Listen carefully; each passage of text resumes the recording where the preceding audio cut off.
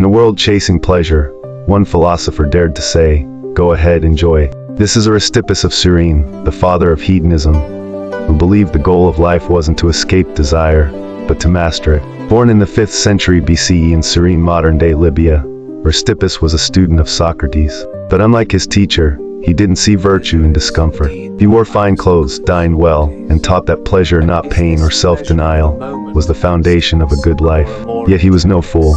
His motto, "I possess pleasure, I am not possessed by it." To Aristippus, the art of living well was about control, not abstinence. He argued that avoiding pleasure out of fear made people just as enslaved as chasing it blindly. True wisdom, he taught, was knowing when to indulge and when to walk away. He compared life to a flowing river.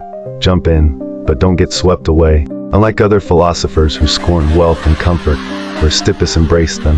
He lived in the courts of kings, engaged in witty debates, and even taught that philosophy should be paid for, a radical idea at the time. He argued that denying life's pleasures in the name of wisdom was a form of hypocrisy. But Aristippus was more than a hedonist. He believed in measured pleasure, the kind that doesn't lead to regret or dependence. He warned against addiction and passivity, saying, "The wise man is master of his pleasures, not their slave." His pleasure was thoughtful, selective earned. His school Cyrenaics taught that pleasure is momentary, and pain is to be avoided, but not all pleasures are equal. Mental pleasures were higher than physical ones, and self-awareness was key. It wasn't about constant partying, it was about conscious choice.